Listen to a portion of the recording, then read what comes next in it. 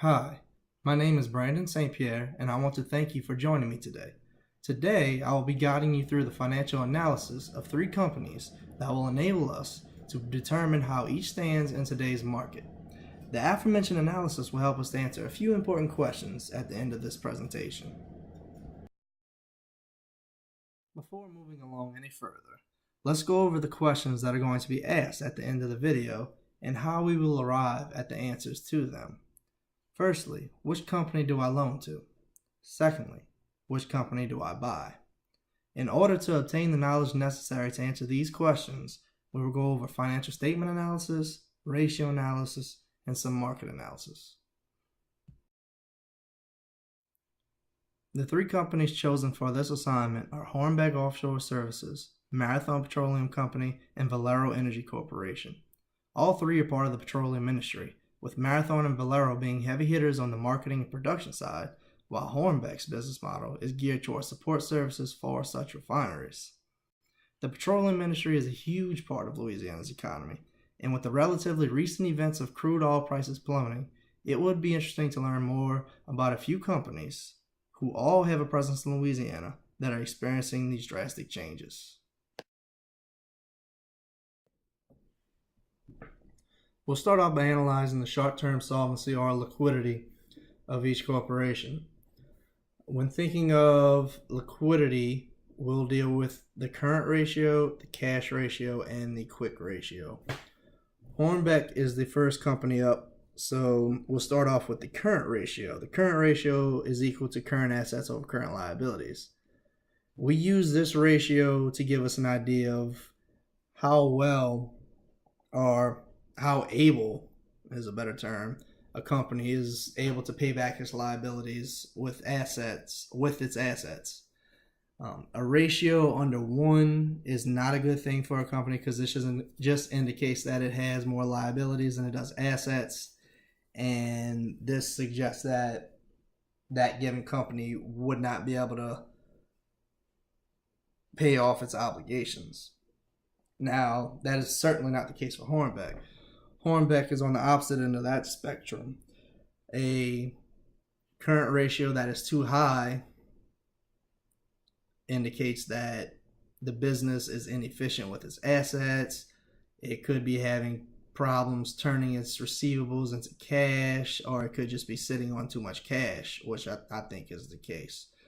I do not believe it has anything with them having an issue turning receivables into cash, because that would relate into the next two ratios that I'll discuss, and you'll see why.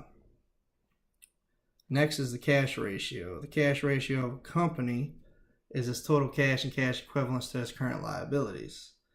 When thinking of this ratio, it is important to understand that this ratio excludes accounts receivables and inventories. So generally speaking, this is a lot more conservative ratio than the current ratio.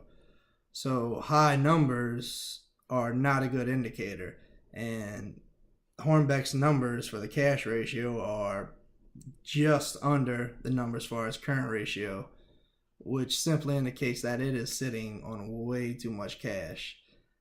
I honestly would not have a problem with this ratio being, say, under 1, like 0.5 or 0.6, something of that nature.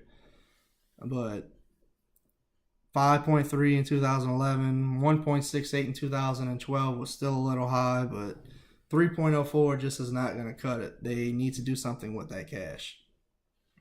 Moving on to the quick ratio. This ratio measures the dollar amount of liquid assets available for each dollar of current liabilities. In layman's terms, what this means is, say a company has a quick ratio of 1.5. This just means that that company has $1.50 of liquid assets for every dollar of liabilities that it has. Now, another important aspect of the quick ratio is that inventories are excluded from this ratio as well. So this ratio, while not as conservative as the cash ratio, is still seen as more conservative than the current ratio, and these numbers are still close to matching the current ratio. So what this is telling me is that Hornbeck is sitting on its liquid assets such as cash and is not doing anything with it. It's called the quick ratio, and the inventories aren't included because when you think of inventories, you generally think that inventories won't be converted into cash in as timely of a manner as, say, cash or marketable securities, something of that sort. We need quickly, easily liquidable assets to fall into the quick ratio, and Hornbeck's numbers are once again just too high. They certainly would not have a problem paying off their liabilities with all that cash on hand, but it is not a good business model for liquidity purposes.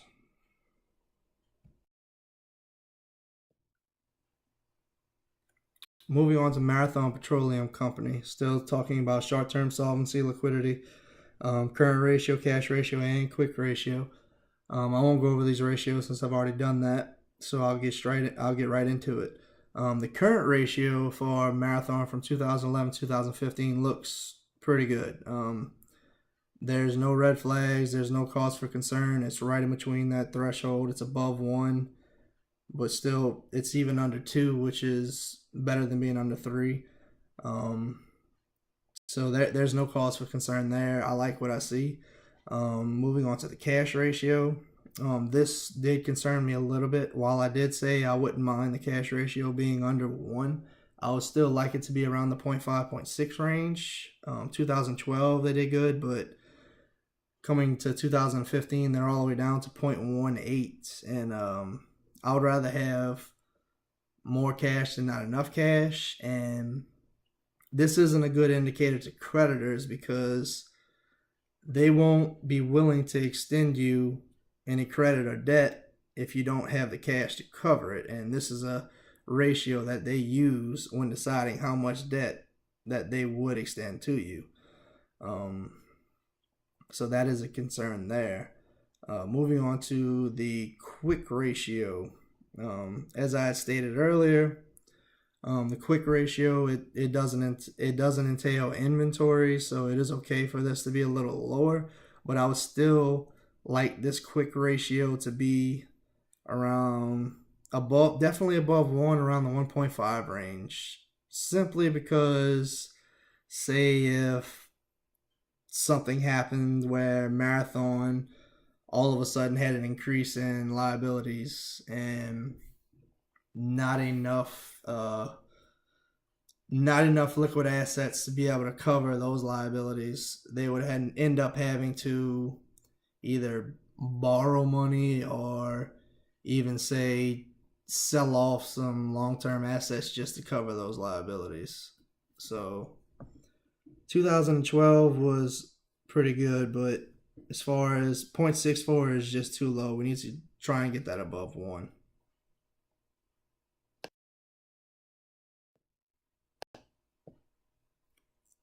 Moving on to Valero Energy Corporation. I'm still on short-term solvency liquidity. I'll get straight into the current ratio for Valero. Their current ratio looks good. Range from 1.26 to right at 2.03, right above 2, which is not bad by any means.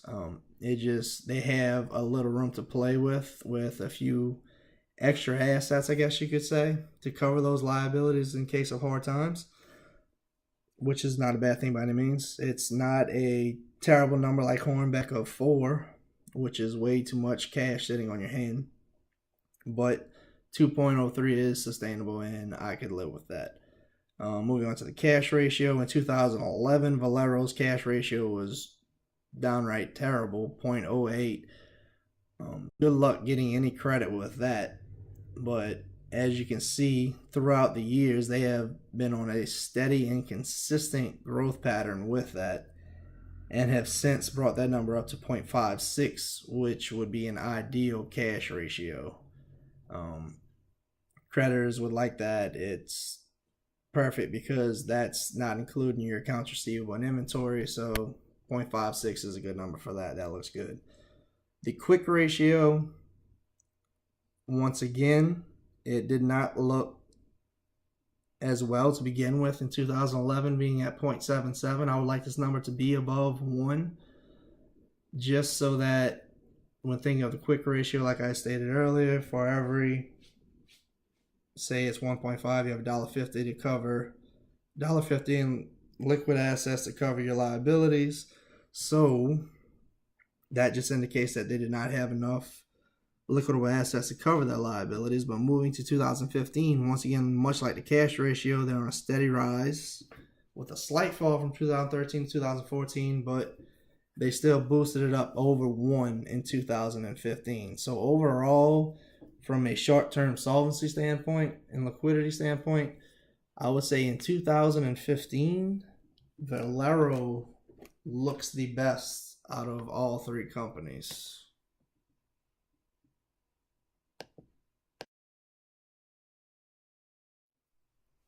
In summary of the liquidity analysis, Hornbeck would obviously have no issues in paying off his debt obligations.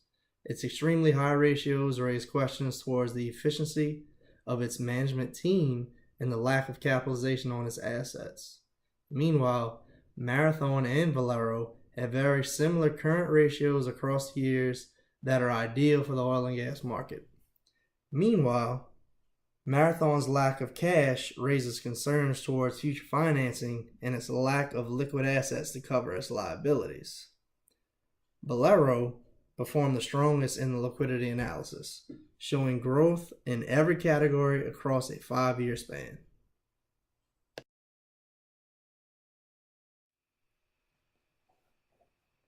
Now we will go over a few long-term solvency ratios. Firstly, the equity multiplier is a measurement of a company's financial leverage. High is not necessarily better than low, nor is low better than high in this situation. The thing to think about with the risk is that anyone can take it and you aren't compensated for it. Thus, it isn't an indicator of good management. Leverage also magnifies gains and losses. And later on, we will look into the relationship between equity multiplier, profit margin, and asset turnover, because they are both signs of good management. Secondly, times interest earned is used to measure a company's ability to meet its debt obligations. This ratio indicates how many times over a company can cover its interest charges.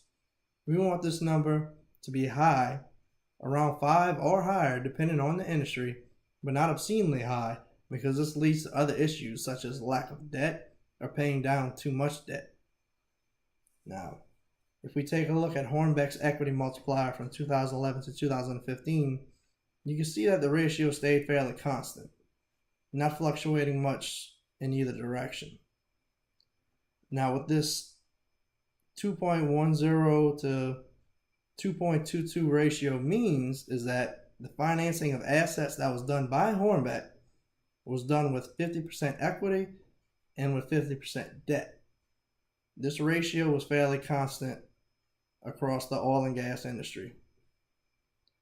Moving on to the times interest earned, we see that in 2011, 0.92, Hornbeck couldn't cover its interest charges with its before-tax earnings.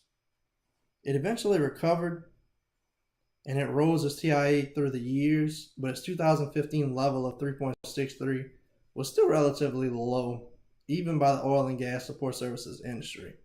We'd like to see this 5 or higher.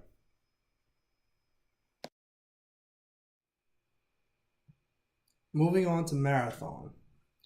As you can see, its equity multiplier, albeit higher than Hornbeck's, is still fairly consistent across the years, ranging from 2.76 in 2011 to 3.07 in 2015. 3.07 in 2015 indicates that a third of its asset financing was done through equity, while 2/3 were done through debt financing. Marathon turned in the highest equity multiplier of the group, out of Hornbeck and Valero, but it was by no means out of the ordinary for oil and gas standards. The times interest earned was substantially higher for Marathon, especially in the early years. The falling prices of crude oil over the past 8 quarters or so has placed strain on the industry as a whole. And as you can see, Marathon has realized decreased earnings along with increased interest expenses. Its 2015 level of 14.17 is consistent with all refineries across the board. As you can see, the equity multiplier for Valero started out in the same fashion as Marathon's, but rather than rise to higher levels, it fell to levels that are comparable to that of Hornbeck. The 2.18 equity multiplier in 2015 indicates that a little over 50% of the asset financing was done through debt, while a little under 50% was done through equity. As stated earlier, these ratios are comparable to similar companies throughout the industry and raise no red flags. As for the times interest earned, Valero started out much lower than Marathon, but steadily rose throughout the years to reach a level similar to that of Marathon in 2015. I can only justify the increase by assuming that Valero cut back on taking in new debt from 2011 to 2015 and has since risen to a threshold that is comparable across the board in the oil and gas refineries.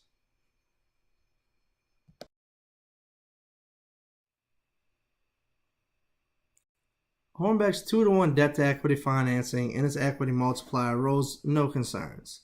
Its equity multiplier was fairly consistent from 2011 to 2015 and was consistent with similar companies in its given market. What was a concern was its less than ideal times interest earned. 2011 was a hard year for Hornbeck, but it continued to recover and rise its times interest earned throughout the years. But even in 2015, its level of 3.63 was still relatively low even by oil and gas and support service industry. This rose some concerns. As for Marathon had the highest financial leverage of the three companies. Its 3-to-1 ratio indicates that it isn't afraid to take more risk in order to garner more rewards. Its lowering times interest earned from 2011 to 2015 seems to be an indicator that Marathon is starting to acquire more debt and realize less profits that match the industry due to the hard times in the oil and gas industry. As for Valero, its 2-to-1 debt-to-equity financing ratio was similar to that of Hornbeck. Its rising times interest earned seems to be an indicator that Valero is taking on less debt and is approaching the industry benchmarks. This could also be related to the decline in the oil and gas market.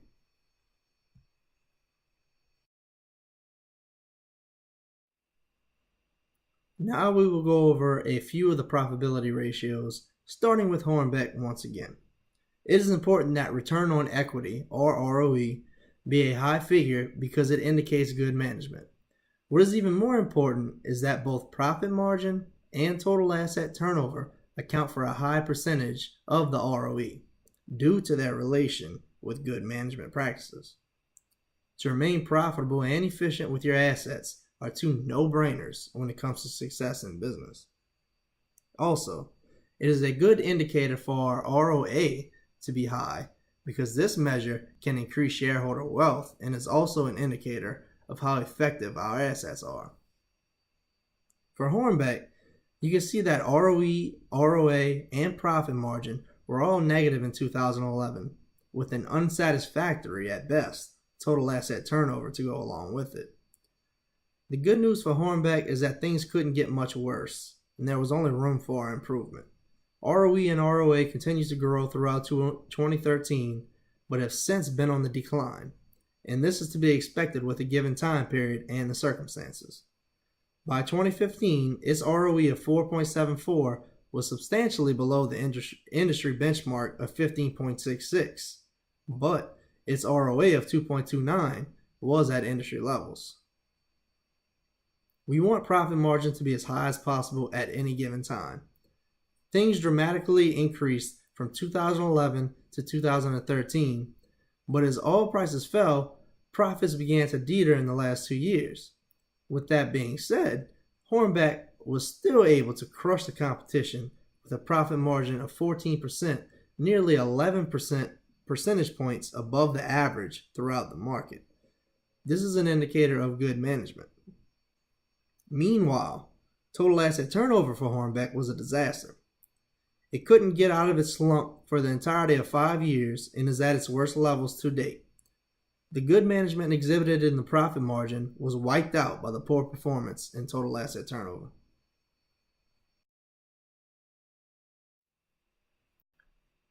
As for Marathon, they simply outperformed in ROE metrics. This is due to good management practices exhibited by an exceptional profit margin and total asset turnover. Marathon's equity multiplier or leverage comes into play for its high ROE as well. If you can remember, Marathon had the highest equity multiplier of the 3 companies, coming in at 3.07 in 2015. This indicates that their risk paid off. What can't be overlooked is that Marathon was extremely efficient with its return on assets, nearly doubling the average market threshold in 2015. Once again, Marathon's profit margin and total asset turnover numbers indicate good management practices. While they may seem low in 2015, each metric outperformed the average industry threshold by at least 1 point. While Marathon seemed to perform exceptionally well, given its comparable industry standards, Valero cannot be overlooked due to its more than exceptional performance. Much like Marathon, Valero outperformed the competition in ROE, but only by 4 points. Where Valero did outshine Marathon was with its ROA, profit margin, and total asset turnover metrics. More impressively, Valero was able to maintain constant growth for the most part across the board, steadily increasing year after year. Although its ROE figure wasn't as high as Valero, which is due to the decreased leverage that Valero took, its management practices stood above all in profit margin and total asset turnover. To summarize the profitability analysis, I'll go over a few key points. For Hornbeck, the thing that stood out the most was that they were able to turn their profit margin around from negative to one of the highest in the market over a 5-year period. This was impressive.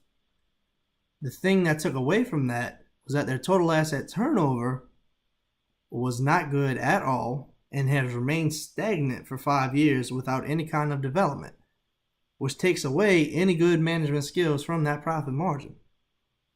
Now, as far as Marathon, of course, their ROE was excellent, but that was due to more risk being taken in the equity multiplier. ROA was also excellent. Profit margin, total asset turnover, those were all above industry standards. Now for Valero, the thing that impressed me the most about Valero were that they were consistent throughout. They grew every year seemingly in every category with Unveil. ROE was excellent, and their total asset turnover and profit margins were actually better than those of Marathon. They just did not take all the risks that Marathon took. With that being said, I feel that Valero had the best management practices in place.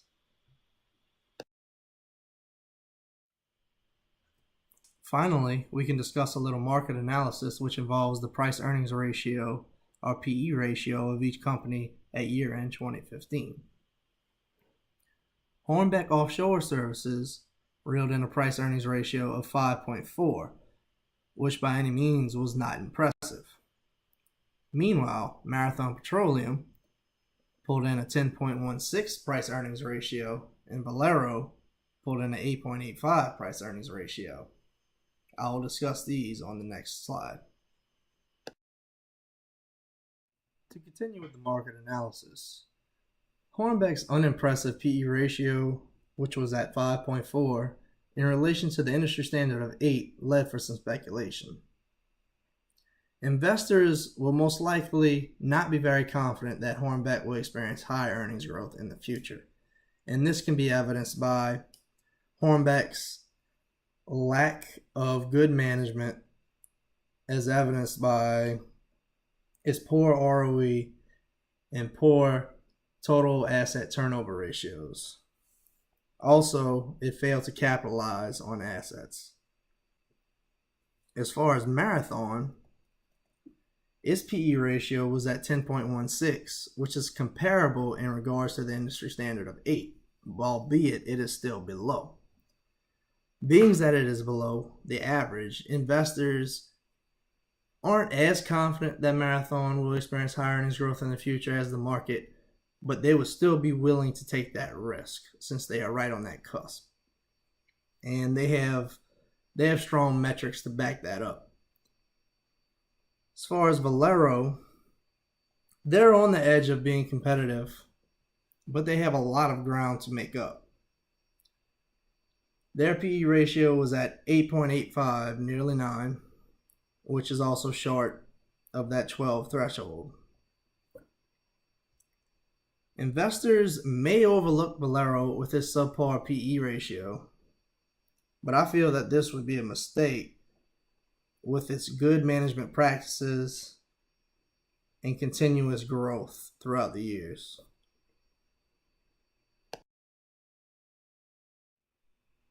And now to answer the two big questions. Firstly, who do I loan to? Being that I'll be divvying out a 6-month, $1 million loan, I would loan to both Marathon Petroleum and Valero Energy Corporation. Some of the indicators that led me to this decision were that they both demonstrated strong management, efficiency, and were able to meet debt obligations. On top of that, they were able to remain profitable through the hard times that the oil industry has been through over the past few years, especially Valero, who was able to grow continuously year after year given these circumstances. And now for the big decision, who do I buy? Given the option, I would only buy one company, and that would be Valero Energy Corporation. The indicators that led me to this decision were that I felt they were consistent in all 4 phases, whether it be short-term solvency, long-term solvency, profitability, and or market analysis. Their continuous growth, even through the hard times that the oil corporations have been going through, was impressive to me that they were able to stick it out and persevere. They were also the most liquid. They definitely had the best management team in place, as evidenced by the profit margin and total asset turnover ratio. They were also able to meet all of their debt obligations and sustain earnings. Now, Marathon came in a close second, but some of the issues that arose with them on their short-term solvency, whether it was the cash ratio or the quick ratio, it just detered me off a little bit, and I kind of strayed away from that path. But I'm satisfied with this decision, and I hope you enjoyed. Thank you.